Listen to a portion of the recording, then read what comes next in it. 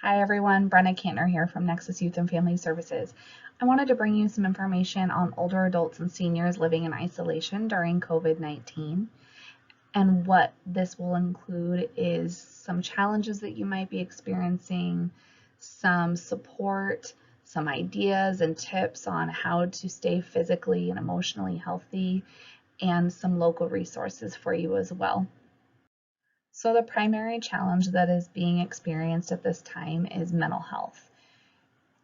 Whether it's increased anxiety, increased depression, fear, and the unknown really feeds those things.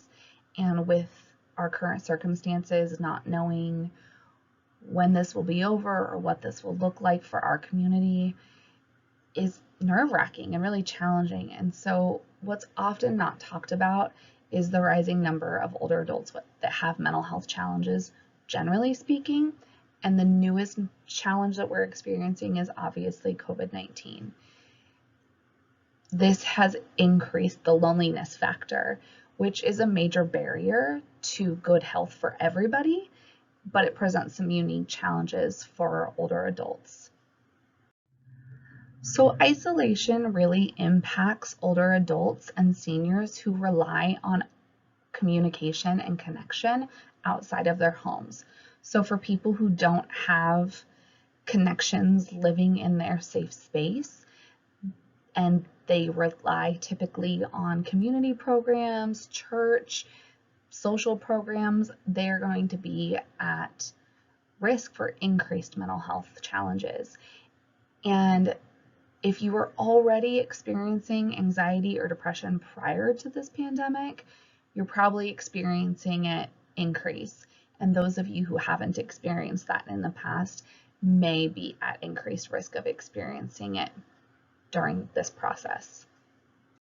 Some unique challenges that older adults are experiencing primarily relate to the fact that older adults have had the directive to be in isolation far longer than the rest of us. And so they have been in that place of experiencing maybe loneliness or anxiety or depression longer than the rest of us. In 2015, nearly 57% of adults with psychiatric or mental health disorders did not receive any treatment. Part of that is because older adults are afraid people will view them differently.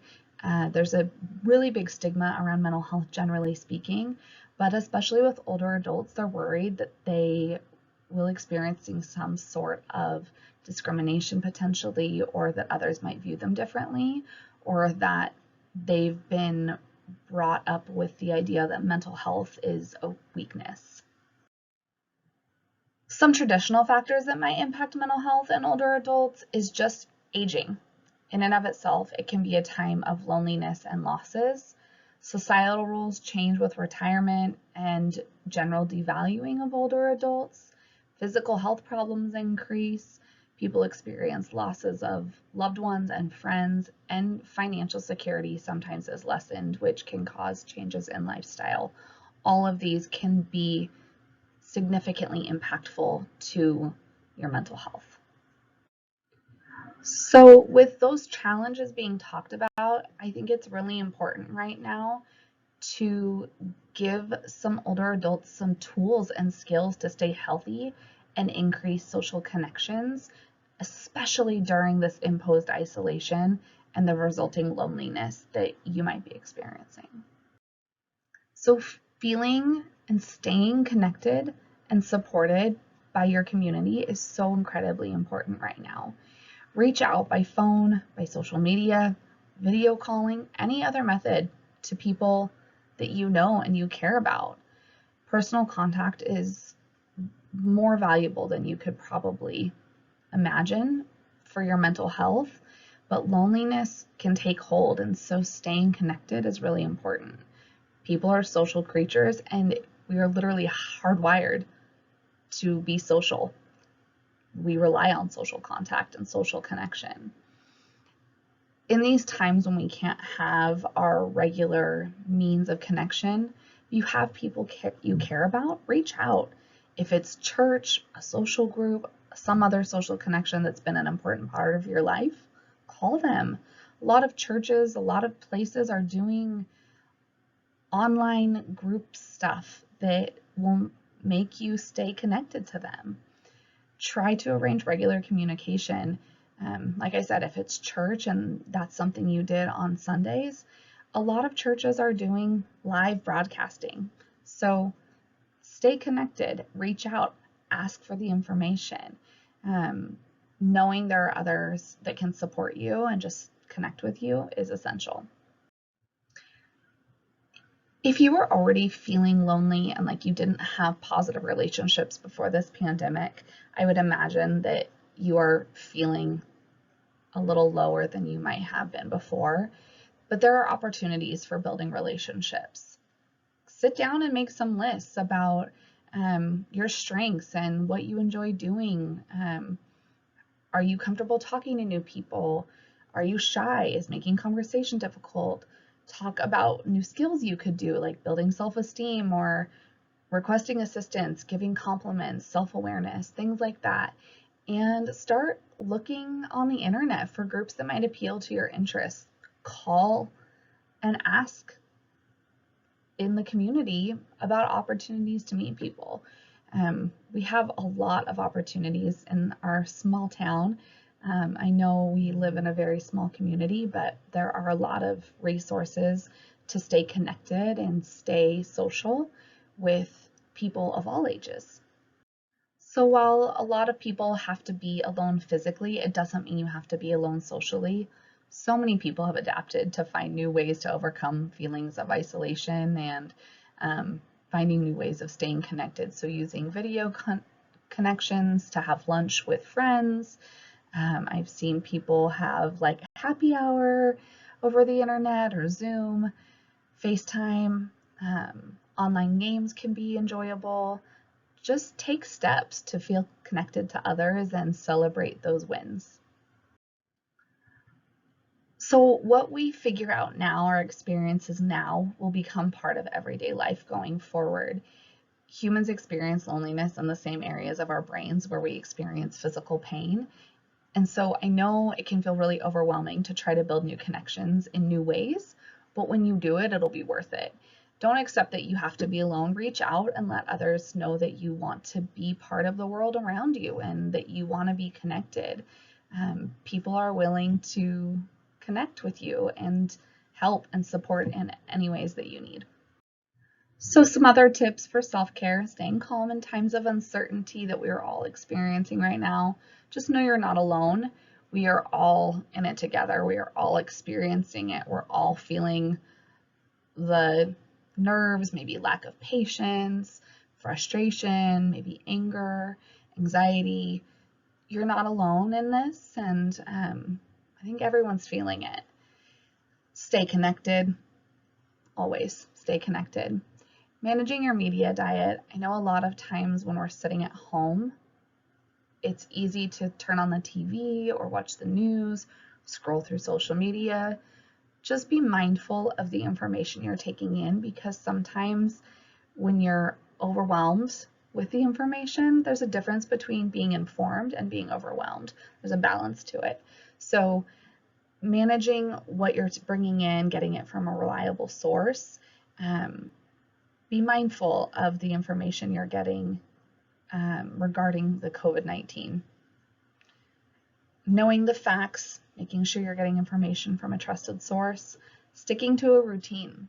I think that's so important on a regular basis, but in this scenario where we have to shelter in place, sticking to a routine will actually give you structure in your day, and it will give you a way to have order and predictability in something that we don't have a lot of predictability in. And so you kind of assert control where you can. We don't have control over the situation, but you have control of your schedule every day and what you're doing and staying at home, and even just making sure you're changing into regular clothes. Don't stay in your pajamas all day. Eat healthy, regular meals. Make sure you're eating breakfast, lunch, and dinner. Exercising. There are all kinds of resources on the internet for easy, low impact workouts. And then just remember, this is temporary. Hopefully we are going to come to an end of this soon and we can all kind of get back to normal. But in the meantime, just remember it's temporary. Stay connected with people. So looking at the bright side of things, I think that the way our community has really stepped up to support each other and stand strong and figure out how to make small businesses keep going and things like that, it's been really cool to see. And in that, I've seen a lot of resources that are specific to Amador County that I really wanted you to know about. So Ione Police Department just implemented a You Are Not Alone community outreach program.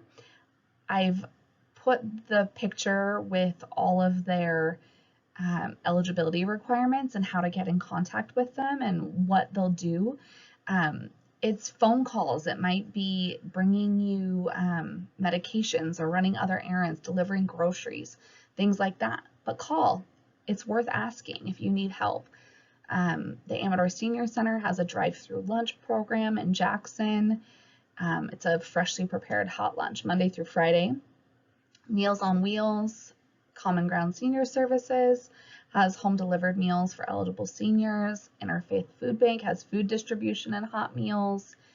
Motivate Personal Fitness Academy in Sutter Creek, they're doing online fitness classes of all types, but there is one on healthy aging online class. Call them and ask.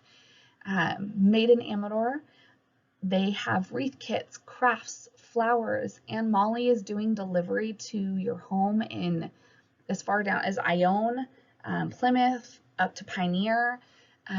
Call her or text her. She'll bring you some really cool stuff to do. I've made a couple wreaths and she's brought flowers to my house and I had her deliver flowers to my parents' house as well.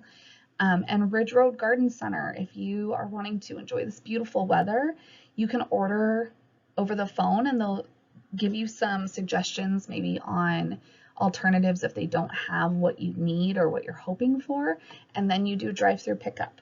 So lots of really awesome local resources. So some other just general resources: use reliable sources to get COVID-19 related updates.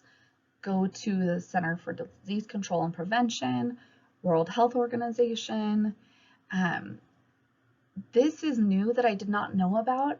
It's a statewide hotline that's connecting California seniors with a one-stop shop to answer questions about how to get assistance. So I put their phone number. And then end the mental health stigma. Don't be part of that. If you need help, ask for it. It's okay not to be okay if you're feeling overwhelmed. Call 911, reach out, ask for help.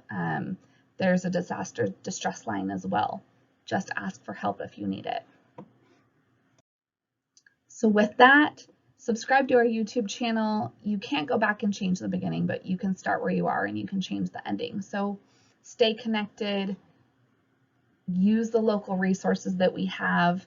I think those fun local resources are either useful with the food distribution and hot meals, just to being crafty and creative and healthy and active. Those things are great for your mental health as well. So it's really important to just stay healthy, stay connected, and stay positive during this time. So if you have any questions, please feel free to reach out to me as well. I'm happy to try to point you in the right direction. Take care, stay safe, and stay healthy, and I'll talk to you soon.